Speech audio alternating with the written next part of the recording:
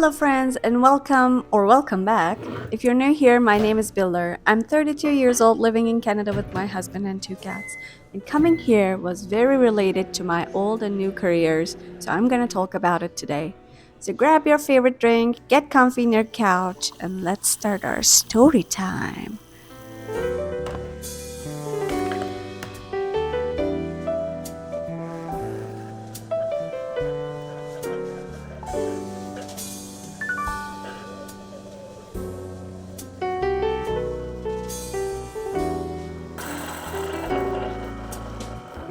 Boy, oh boy, where do I even start this? For those who don't know, before I became a graphic designer, I actually had another career and a very different life. I love being a graphic designer right now, but I also like my previous career. So, I actually have a bachelor's degree on counseling psychology, and I worked as one for 7 years.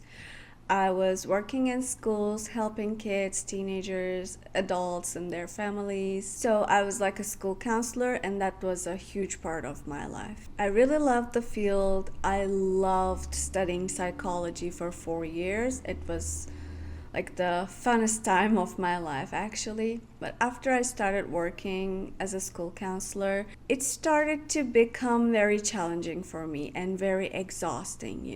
It was a lot, draining me emotionally to the max. And on top of that, people weren't, there's a weird bird. On top of that, people weren't respecting what I do, and they mostly didn't understand, even if I was working in a school, like it's a education place, and I was surrounded with teachers, school principals, but they actually didn't take psychology seriously. They always saw me as a person who's doing nothing and sitting at her office all the time. And on top of all of these, the job was very energy draining because I was giving my everything, and in return, all I get was like mockery, underpaidness, and ungratefulness. The best part of that job were the kids, of course, kids and especially teenagers. I loved working in high school, but it was fun when I was like listening to their subtle problems, struggles with the lectures and stuff. Like I was giving them seminars about how to study more effectively. We were making individual working plans, study plans, and like working towards their career and stuff. That was the fun part of it. But there was actually a very dark part of it. So I was dealing with unfortunately, a lot of abuse cases, like physically, mentally, and unfortunately, sexually.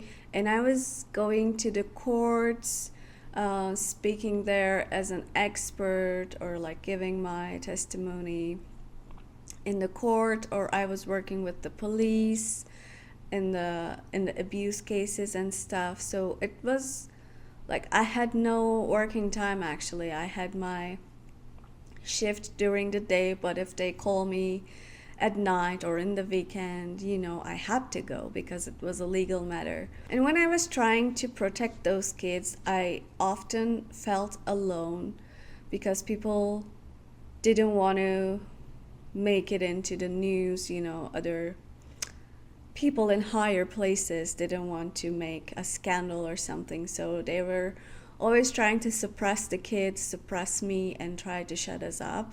So it was darker than I imagined. And when studying psychology, they're teaching you the theories, the therapy styles, and you think you'll sit in an office and do a therapy all the time, but the real case was very different. So after 7 years of doing that, I hit a breaking point. I was exhausted, I was mentally drained, and I wasn't myself, so I couldn't keeping my positive attitude to help other people, to be honest.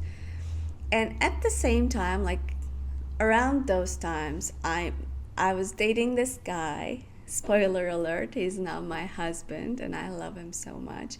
He's actually a 3D designer and a fine art graduate. So after some time we started dating, we got the lockdowns and stuff, so he moved in, we were living together, and I was observing him all the time, like working, creating new stuff, and it was very impressive, and I got really inspired from him.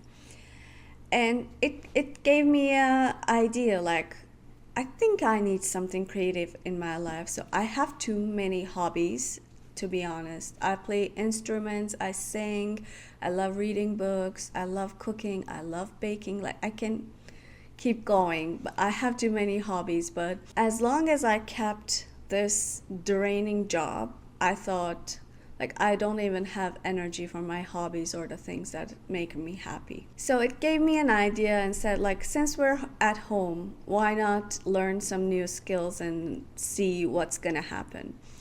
And I started to play around with the drawing tablet at home. Like I was doing silly little illustrations, digital illustrations, and after seeing that I like it, I decided to take a course online, and I learned Adobe Illustrator by myself, the software, like from start to finish. I learned all the software. I realized I am really liking it. I loved creating visual stuff, especially like branding, logos, packaging, like all those graphic design things. And I remember the first time that I created a mock-up of one of my designs, and I was like, oh, this is amazing. And from today, I'm looking back to it. It's of course very amateur, but still, like I impressed myself. And my boyfriend was supporting me, and he was like reviewing my work and giving comments and feedbacks, and it was a very productive era. And then we decided to combine our lives together officially. When we started thinking seriously, we at the same time started to think, like, do we want to stay here? So I knew I didn't want to do the same job, and we knew that maybe we don't want to live here anymore. So we combined those two ideas together. So I applied for a graphic design school in Canada, and we moved here. It was a big step. It was a big leap of faith. And so far it's working. Still, everything is not 100% certain about our future. But this was an exceptional experience for us. Like, in my 30s, I started over. I went to a new school, graduated from it, got a new profession, got a new career, and I'm working as a graphic designer right now. So it feels like that it happened so fast, but at the same time it felt like it's a never-ending process. Because when we moved here, I had to study, work part-time, and my husband was also looking for jobs. He did several different jobs. He didn't want to keep being a designer, so it's another story, but he actually changed careers too, and he decided he wants to do something more in a labor category instead of sitting in an office, because he did that for 15 years and he felt drained in that his side of the story. So yeah, it was a huge change in our lives, and like, I'm not gonna lie, it's very, very challenging. We struggled a lot, but like supporting each other, planning things ahead, have a plan A, B, C at least. Like, by these things you can actually succeed. Yeah, in conclusion, I went from being a school psychologist for 7 years to being a graphic designer, a beginner graphic designer. So it wasn't an easy decision to make, but I'm very glad we did it. I'm way more happier. Maybe my life struggles are more and more now because we financially struggle. We have the language barrier sometimes, but like overall, when you compared us to 3 years, 4 years ago, we're way more happier in our lives because we're more peaceful. We feel more belong here, and we have the pride of doing something crazy and succeed.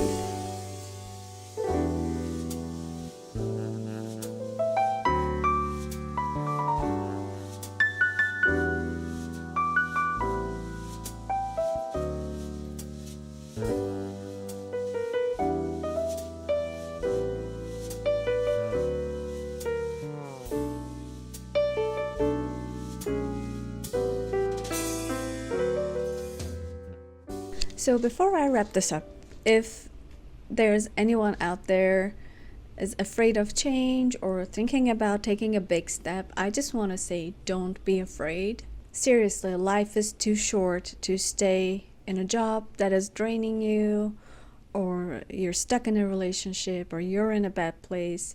So you just need to get out of there. Here's what I learned from this journey of ours, and I hope it encourages you. First of all, starting over doesn't mean you failed. It means you're brave enough to admit something isn't working and you're actually doing something to change it, change the situation, make yourself happier. That seems like a simple, obvious thing, but most of us don't do it because we feel so proud, or we have the pride. We say, oh, I studied this much, I worked this much, I gave all that effort that I cannot go back right now. But that is not true. You can always go back, you can always start over, because what most important is how you feel and if you're happy and relaxed in your life or not. Because the stress is our biggest enemy, especially in this modern world. It causes too many damage and too many health problems, mental health problems. So you're the only person who can save you. The second thing is that your past isn't wasted. That doesn't mean I'm not a psychologist anymore, that I lost all my skills and knowledge in psychology and I can't use them. People always told me that I'm a great listener and they feel peaceful around me even before I studied psychology. But I learned those skills, I build up on those, and this is a very positive thing for me in my social relationships, that people aren't feel challenged or or nervous around me. And at the same time, now I'm a graphic designer. It's not unrelated to human psychology, because you need to understand there are things like color theory, there are things like user experience. So I already know the skills that I can incorporate to my graphic design career. The other thing is it's never late to learn something new. I was terrified when I first started learning graphic design or studying it at school. Like, things got serious. I was thinking that this will be my new career, and I was surrounded by 19, 20 years olds who are doing amazing drawings, amazing illustrations since they're like 7, 8 years old. So it felt very intimidated at first, because I thought, I'm too late, I'm in my 30s and I'm starting over, I will never catch up with them. But guess what? I graduated as one of the best students of our class. So inspiration can come from very unexpected places. For example, for me, it was the man I was dating. So I saw him doing his job, creating new things. It was very inspirational to me. But it can be anyone or anything to you. Like, you can never know. But I'm not saying there's an important point, that I'm not saying inspiration would just fall onto your head from sky miraculously. It's not gonna happen in that way. But you need to understand when you see that inspiration, you should discover that feeling and you should expect that to come. So it can be somebody around you, it can be someone you see on the internet, it can be some little thing you see during one of your daily walks. You never know. So pay attention to what lights you up, what fills you with joy and inspiration and motivation, and go pursue that. And the hardest part is deciding to take that leap. So once I committed to going back to school, moving to another country, everything fell into the right place. So you don't have to know every single step you will take in the future, and it's impossible. The first step is scary, and it opens doors that you don't even know they existed. So don't give up, don't be afraid to take that leap of faith. And don't get me wrong, like, it's still scary. Our future is still blurry. We don't know what will happen, certainly, and no one can know about their lives. So there's no point stressing about possible futures and ruin our today. So remember focusing on today's thoughts and emotions, because we can never know what will happen in the future. It's just impossible. We're not seers, and there are no miracles in this world. So if you're sitting there and thinking, I can't do this, or it's impossible for me, or it's too late for me, let me be the voice in your head and tell you, you absolutely can do. You're not stuck. You're allowed to leave your job. You're allowed to leave your toxic relationship. You're allowed to start over and build your life in a better way. And do whatever you want. Dream bigger, dream smaller, if that will make you happy. And trust me, it's worth it. So I think that's it for today. Thank you so much for hanging out with me and listening to my story. It really means a lot to me knowing that you're out there watching my videos, sharing my experience and stories. I hope I could give you some inspiration and courage, or even like the tiniest ideas in your head. I upload videos every Sunday. And until then, I love you all. Bye.